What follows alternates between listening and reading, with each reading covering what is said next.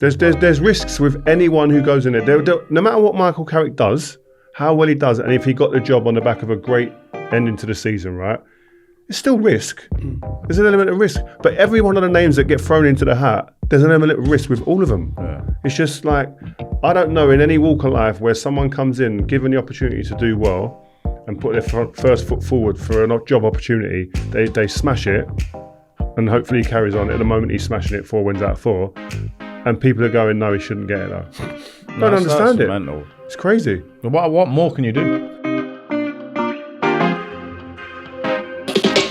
Right, welcome to another episode of Rio Presents, guys. We are here. We're brought to you by Crafted every week, and I'm joined by Mr. Ste Howson and not Joe actually. Don't even.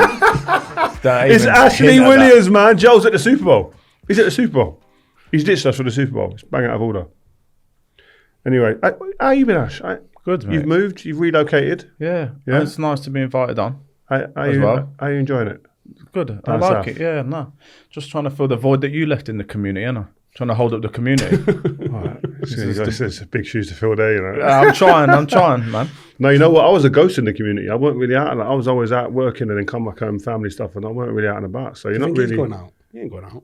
Why? You're not allowed out. That's out of order. We've really started already outside the studio. You know what I mean? Are you under the thumb? Am I right or wrong? Actually, you under the thumb? I'm right, Anna.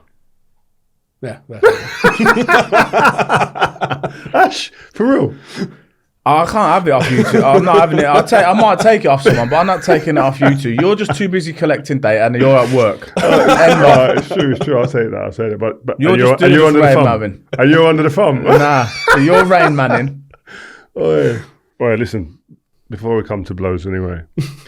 4 wins out of 4, Carrick. Hey, listen, United are playing the best football in the league, and anyone can fight me if they think otherwise. There's nobody coming close to us at the moment. Why are you taking deep breaths? No, listen, I am with you. I am with you on it. But if it's going to be a Man United loving, I'll just leave now. I can't be arsed. I'm going to be honest with you. You might as well go. Well, we got a script here. It's looking like it's all red. It's all red. I ain't seen nothing but United on it. Yeah, I'm joking. But no.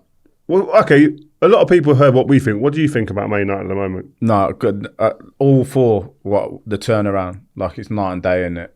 And Fletch went in there. I think that helped Carrick a bit. Why?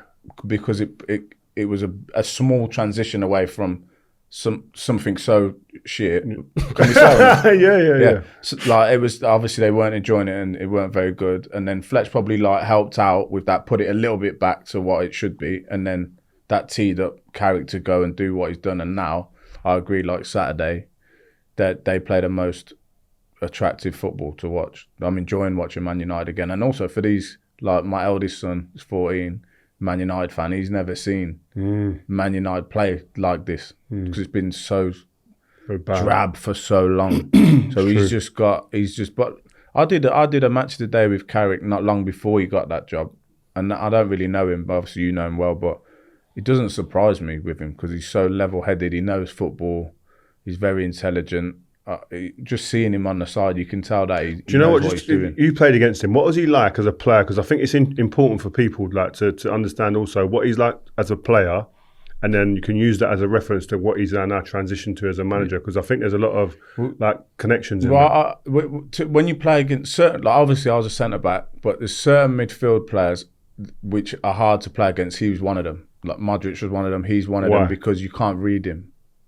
So a lot of the time you're up against the striker, but you're also really up against their centre mid because whether it's balls in behind, down the side, into feet, you're trying to read all what he's doing. Well, you're trying to see what shape he's making. Yeah, like you're trying to read whatever he's going to do before he does it. So because you don't want to be reacting to what's happening.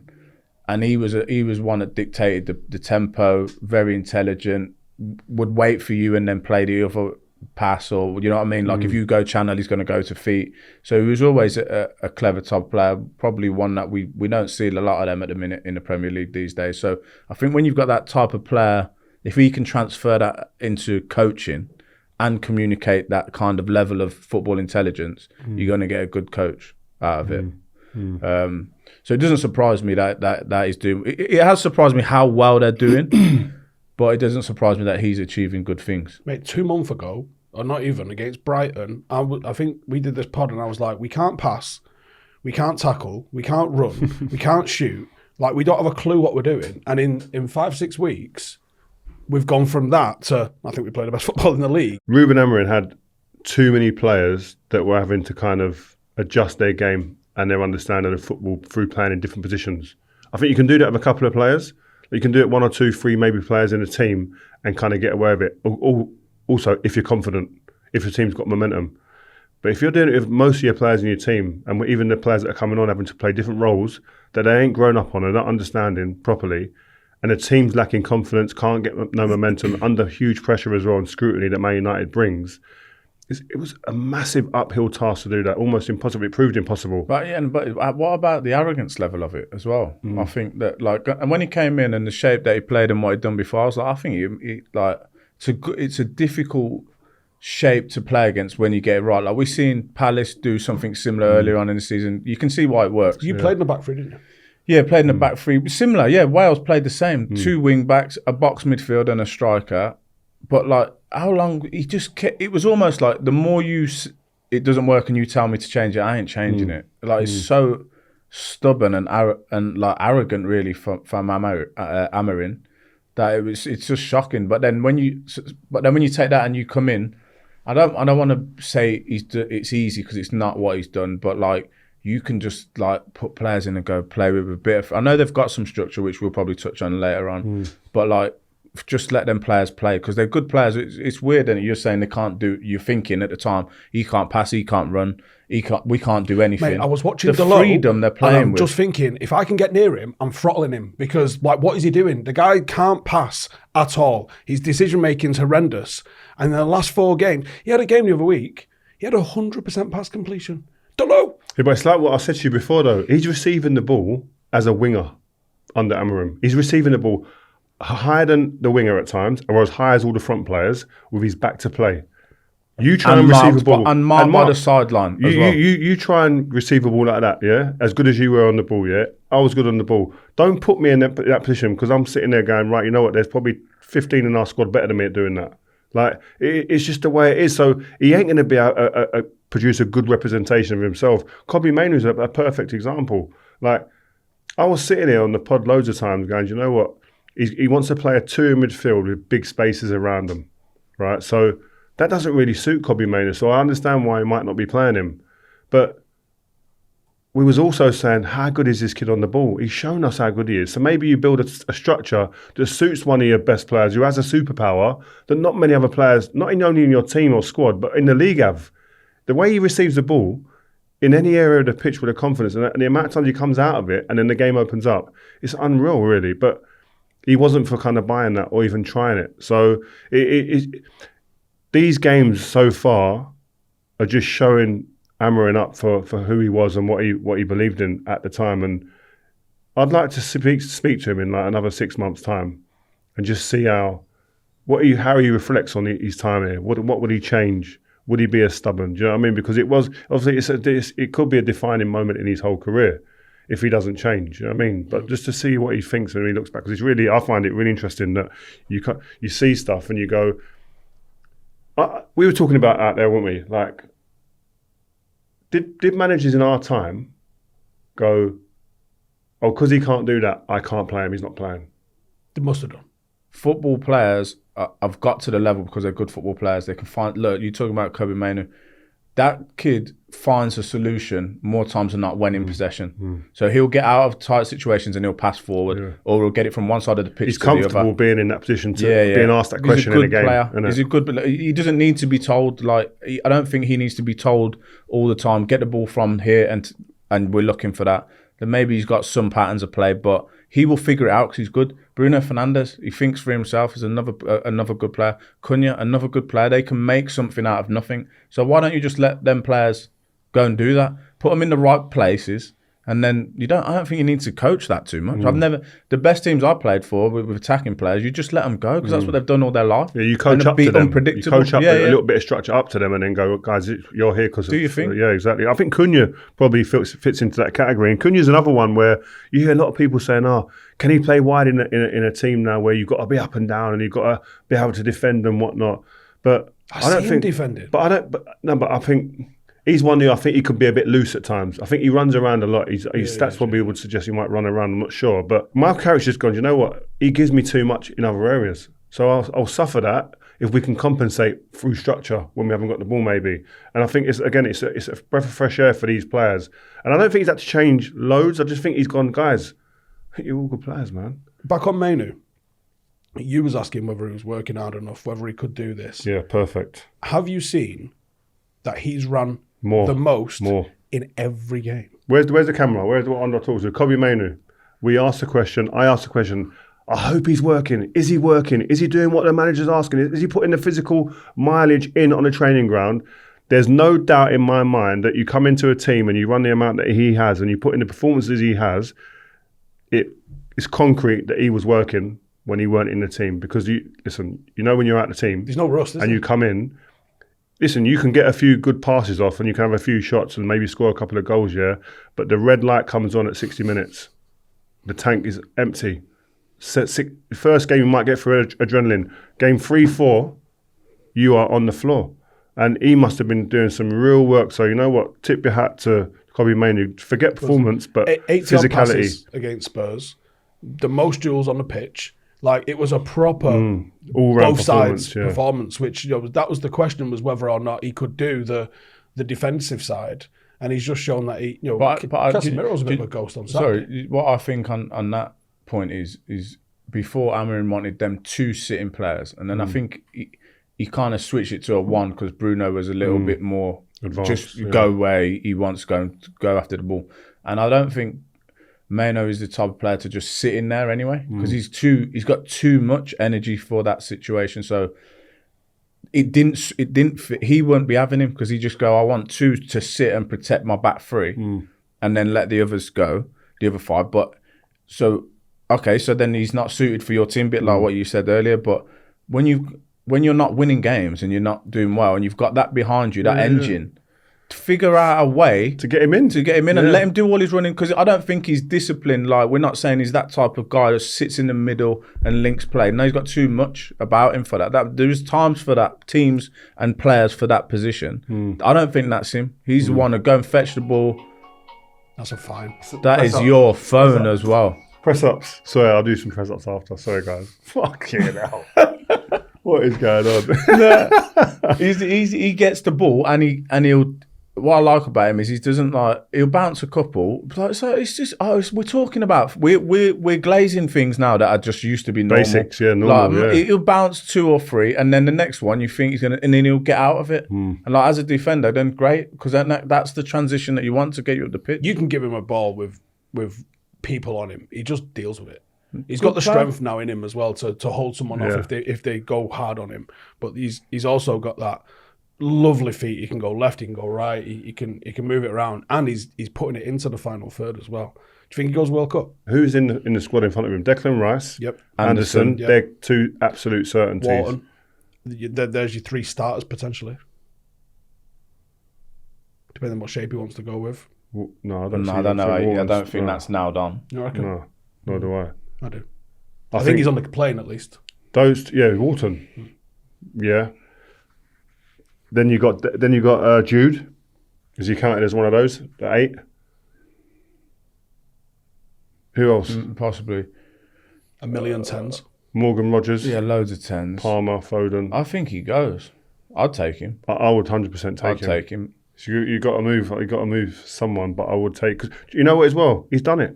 He's been at there. 18. He's been there. Shown that at that level and that stage and that type of football, international football, which is different to the Premier League. He can do it, but it's all down to. I think it's down to what the manager wants. What does Tuchel want in there? Do you know what I mean? I think he'll like him, and I think he'll go. And if he plays, he'll do well. I've got confidence in him. All right, I'm going to talk about ball-playing defenders here, because I'm lucky enough to be sat with 2. So give the people a little bit of knowledge on this, Lon. I mean, Ash, we've heard Rio talk about this before. Talk to me about Martinez. I remember me and you was in Copenhagen absolutely slating Maguire for his passing and how long it took him. Yeah. Martinez, a bit different. Yeah, no. I even seen one time Martinez is going up for to win a ball with Solanke, and Maguire comes over the top of them and wins it. So you got one who's physically strong in the air and whatever, and then you got one who that's a weak part of his game, but on the ball he's brilliant. So I think he's gone, well, hang on, I've got two good players here with different qualities, match them up. Just like it was back in the day. Strikers, you'd have a big one, a little one, centre half, you might have the same. And he's gone, when we're in possession, drop the ball off at Martinez, and now he can dictate. He was dictating the tempo, the pace of the game. Sometimes he slow it down, and the importance of that is letting his team get a little rest and get reset, get into the shape that they want to be in. And then he might bounce a couple again, but the good thing about him is, like you said, he wasn't passing for passing's sake and just going across slow. He might do that one or go there, and then he's cutting through. Now they've got options. They're on the move in front of him. So when he sets up and he stops the ball, they all get set, and then you'll see the chain of events come. So then he'll play it. He might bounce it, but then the next one's coming, so he can play through the lines, and then they're off. And then it looks like the Manchester United of what we all talk about, the old Manchester United. They attack with so much pace, the shots are flying in, but it's getting set off from him. And I just think it's really clever from Michael Carrick to go, I understand your strength and your weakness and your strength and your weakness, and we'll play to both of them. Isn't it mad that it's that simple and he's just do that, lads? You're good it's at so that. clear. I don't think that's... I think that he's literally just gone, right, when we've got the ball, if it's the back line, we give it to Lisandro, and not get out of the way, but just support that. Be ready for what we're talking about. In case he does do it and he gets cut out, we're all nice and ready. But we don't really want Harry Maguire's... he's not terrible on the ball, but that's not his strength. He's stronger, but you're better in the air. So Harry's better at carrying the ball. He'll run out with the ball a little bit. Not so much now, but when he was younger especially, he would drive out with the ball, and then someone would come and engage, and he'll just shift it off to the right or the left.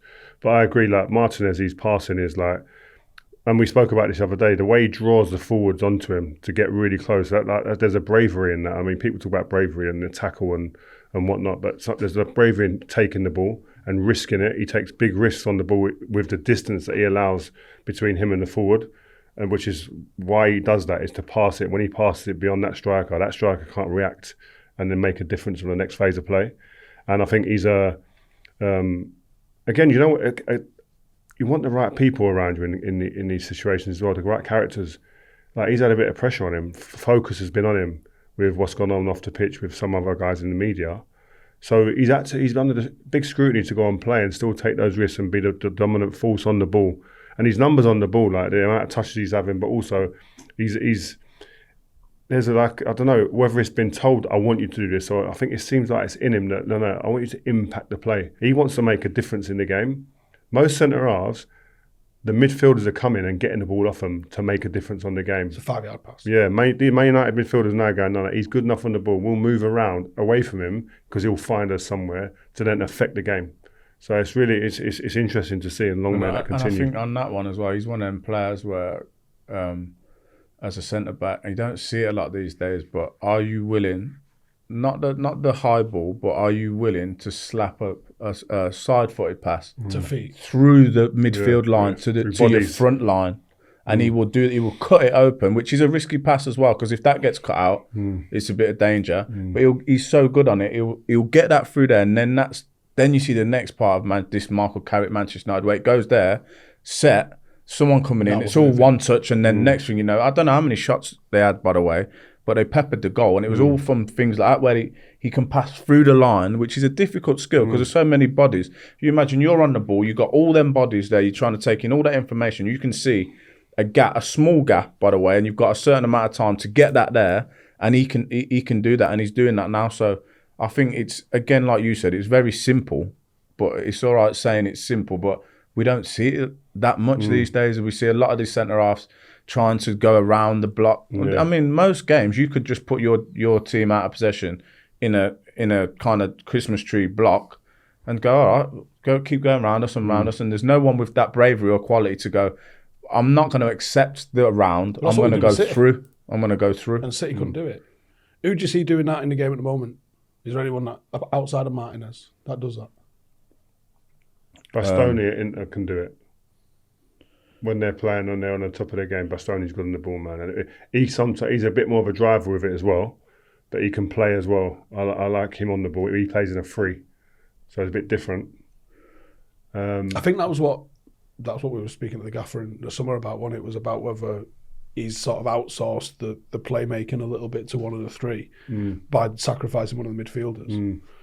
I think it's easier in a 3, isn't it? I don't think there's a lot of them because like the problem is that the question sometimes is it's not about are they good enough to do it, these centre halves, to play them risky balls and to really kind of penetrate. It's what they're being asked to do, what they're being coached to do. They're being coached to recycle the ball and just change the angles of the play and just keep putting it around till an opening comes somewhere else. Don't really want you doing that. You used to slap them into Rooney often. I remember those. And Carrick, obviously. Carrick would come and get them off you. But when you'd break it and go right through midfield into Rooney, was that coached? Was that asked for? Or did you just see it and want to do it? No, but that's what the manager bought me. Because that's what I like to do. That's the way that I played the game. And then you've got players, and that's key what Ash said. You got players that can do that. Then when they get it, turn and face, and then hurt teams.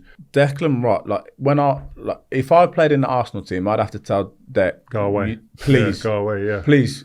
And I don't see anyone else talking about it. Not to say that he's not one of the best centre midfielders in the world. Clearly he is. But I think I can get you the ball more advanced at the pitch. But I want to ask you, what would you be saying? Like, because I see that a lot now, as if like I can't play. Yeah. Like, I'll take it as a diss. I'll take it as a diss. That's what I would. I'll take it personal. I used to take it personal. If and as good as like Scholesy or Carra as well, as I say, like go away. Yeah, don't come near me. That's why I wanted to ask you, because I see it every week. They just give him the ball, and I'm like, I'm not gonna. I think I can get you the ball in a better area, and also I can do the same thing you're gonna do. Because most of the time they get the ball and just pass it anyway. But I'm seeing that come into the game a little bit, where midfielders are taking it off defenders, like as if they can't do anything. Yeah, that's what my point was before. I think that like Arteta's telling Declan Rice to go there, and he's creating like they're having more numbers here to draw people out. Yeah. And I think that's maybe what they're doing, because obviously Arsenal are the best team at the moment, and teams are sitting back, and that's where they find it maybe a bit more difficult,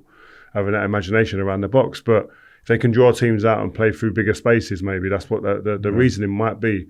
But like you say, but then that's the difference between the generations. Like we get told a certain thing before a game, but then in the game, if we saw something, we'd go, whoa, move. What are you doing? No, this is my area. Move out this space here. And then the manager's not really going to you. Because if you go and score and you win the game, the manager's not coming at you. Even if you didn't win the game, he probably doesn't come to you and go, why are you doing that? Because they've bought you because you're good at passing the ball. They trust you. Do you know what I mean? Was your role at Swansea asked, coached, or just what you wanted to do? No, a little bit of all of them, to be honest. We knew the format was we're going to dominate the ball, which we did probably most games.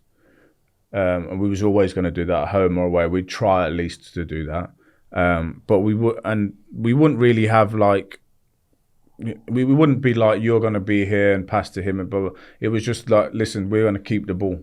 But then within that, we just developed relationships where like timings is a big thing. Timing of when to receive a ball. I think we're losing all of them types of little details. So if I've got time on the ball, no one's coming to try and get the ball, because I'm fine. I'm safe. The ball's safe. They don't need it. The minute I get pressed, Joe Allen, Leon Britton are going to pop up exactly where. Same like Gareth Barry. He's going to be there where I need him to link it, get us out to the free man. Where's the free man every time? But so the manager can't say where the free man is going to be, because who knows in that one play. I think the problem has been though recently is that everyone's become structured.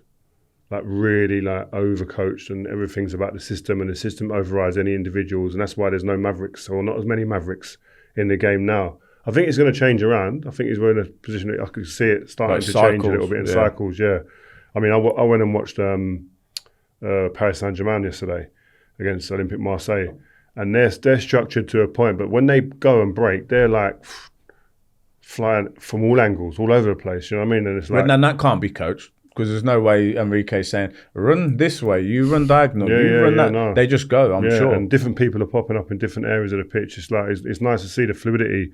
But no, you know what, also, I think, because you're here, Ash, as well, we've had our say on like whether Carrick should get the job, when he should get it, comparisons to Ollie and people like that. Where do you sit on this? Listen, if he continues to do what he's doing, he gets a job 100%. I don't see how you don't give him it. And why wouldn't you give him it? Because of what? Because of experience, lack of, or not a big name in coaching terms. He gets it. Now, if they fall off a cliff and it all becomes too much for him, maybe, and they don't play well, then you got to look around. But then, who are you getting? Like the turnover of managers for most teams, but United as well is like, well, you've tried everything. You've tried the smaller name. you've tried the big name, you've tried the ex-player. If you've got one that's you've only got to watch that game against Spurs and go, yeah, I can go to war with this guy. He knows exactly what he's doing, his persona. This is the best I've seen watching Manchester United for ages, man. It's apart from like when I used to play against them since them times. So I'll actually tune in for Man United now and want to watch it. I'm serious. I'm not a Man United fan, but I'm enjoying the football. Yeah, and I bet you haven't been watching it for a while. No, and it's hard to talk about them because we're all in the same boat, but where we go, we're going to say this week now about we said it last week. It's the same thing. Feel sorry that was for the the worst fans. part, is mate. Some of them standing in the crowd at Old Trafford. I'm in the Stretford end, and I am bored, and it is quiet. And there's just a groan, like the Bournemouth game, the Newcastle game, and you're just thinking, this is rubbish. You're spending your hard-earned money to go and watch that, and it's not the team that you grew up with. But then I want to watch that game. Exciting! Out the shots are flying off. They ain't even waiting. It's just getting set back, bang, bang, long-range shots. Yeah, nice. All sorts is going on. But like, I think I'm going to say if he continues with this, he gets a job. If they don't give him it, that's some political business going on. Like, Enrique's been linked, and obviously he's got an incredible CV, but he's got an incredible CV with teams that were way further ahead in their development and closer to being a finished article than where United are right now. Didn't you get linked? 200 to 1 I was, yeah. 200 to 1? Yeah. Which is a bit of a piss take, really. that I was higher odds than Gary Neville, because I'm fucking well better than Gary Neville. But he had to quit Barcelona because the pressure at Barcelona got to him. I can't imagine, with the amount of teams at the top end of the Prem that are fighting for him the way they are, that he's going to be able to handle it.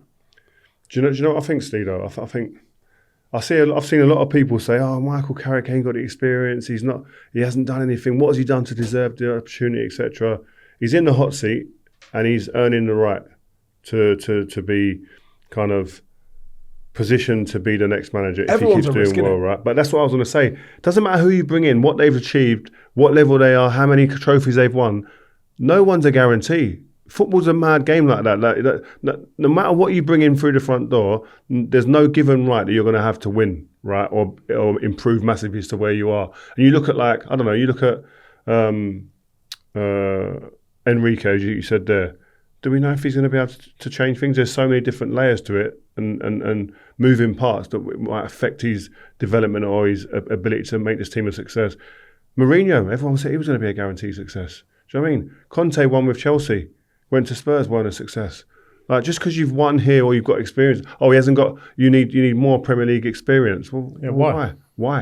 That might be a hindrance, by the way. Yeah. Like, if you look at, I'm a fan of him. I think he's a really, really good manager, what he did at Brentford. But look at, like, Thomas Frank. I know he got all the injuries and that, but he's not, like, you wouldn't have thought this. He's scratching his head looking for ideas of how I can affect a game. Yeah. Obviously, you used to look like a mastermind before, so you don't know, man. Like, hard even to beat. The No, names, they're anything but hard to beat, aren't they? Oh, they're just wide open. But, like, you look at the names, I don't know. We got some names on there: Nagelsmann, Ancelotti, Tuchel, Zidane. I don't know who you want to throw the name at it, but who's to say he can do the job better than Michael Carrick? There's risks with anyone who goes in there. No matter what Michael Carrick does, how well he does it, and if he got the job on the back of a great ending to the season, right? It's still risk. There's an element of risk. But every one of the names that get thrown into the hat, there's an element of risk with all of them. Yeah. It's just like, I don't know in any walk of life where someone comes in, given the opportunity to do well and put their first foot forward for a job opportunity, they smash it, and hopefully he carries on. At the moment he's smashing it 4 wins out of 4, and people are going, no, he shouldn't get it though. Don't understand it. Mental. It's crazy. What more can you do? Imagine he wins, let's say he wins 75% of the games, and he can still drop 3 or 4 losses in this. We're definitely finishing top 4 if he does that. Maybe even a little bit higher than that. Imagine that he does that. He gets Champions League. Last season we came 15th. He comes 3rd or 4th, and we go, hey, nice one.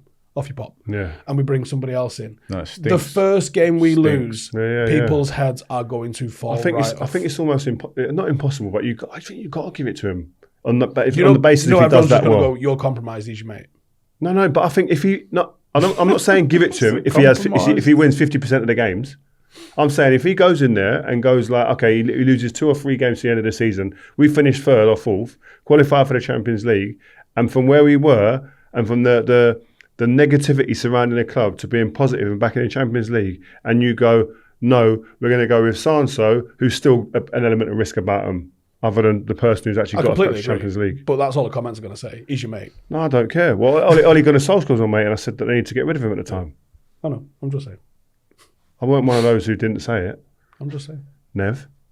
No, I'm joking. It is going to be interesting to see how United get treated, although, mind you, Roy Keane's, well, not his biggest fan, I think it's safe to say, isn't it? But I don't understand that with Roy. I've got to be honest. I don't understand, man. I just like... I don't know how you can be so against, like even his backroom staff. Steve Holland has been around the biggest managers in recent times, in recent football. Has been an integral part of the coaching staff. Why, does anyone know this, by the way? Why did Steve Holland, why was he a club appointment at Chelsea and saw through all of those managers? Because normally the assistant, that's your boy, isn't it? Like, if you come in as a gaffer, you bring your mate in. What are you smiling at? But maybe it's a Chelsea thing, No, isn't it? I don't know. Because, like, you know what the old thing used to be? I just want to make this clear. I'm not saying this is Steve Holland, yeah? Okay, get rid of it. Clip this up. Just tag me in it. I'll retweet it. But normally when the manager goes and one coach stays... Yeah, it's normally a stab in the back. It's a little bit snaky, isn't it? But I ain't saying that's him, but that's what it just comes to my mind. Mate, I think he's got some bodies under his patio then, because, oh my God, did he see a lot of them? I think he was Chelsea's... He's the club guy. He's the absolute that stays. He's the constant that and is maybe here. that's why they were successful. Yeah, maybe. Yeah. So like he had an idea what the Chelsea DNA was at the time, and every manager's going to have an element of that. But you can then add your own spice as well. Do you know what I mean? If you'd have said in the summer when Liverpool got to their 20th title and United had just finished 15th, United are going to win the 21st before Liverpool. People would have locked you up. No, 100%. But it's going to happen, and Michael Carrick's bringing it. By the way, talking of Liverpool, what the hell happened there? I've only just stopped laughing 20 minutes ago. What the hell happened, man? So in our notes, it says we're not allowed to talk about the VAR because everybody agrees. Does everyone agree? What are we even agreeing on? Because I've not even given you my opinion. Agreed on what? On what happened at the VAR at the end? I think it's a horrendous decision. Do you?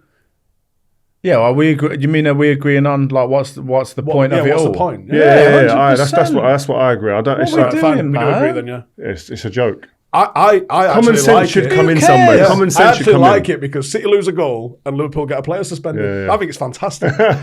When both teams are fuming, you've done something wrong. Yeah, Just it's leave it and everyone would have got on with it. No, it's true. Not one person would have been like, I think the referee probably should have called that for a free kick. Stupid. Not one. Just dumb, Not man. one. It's stupid. Do you know what though?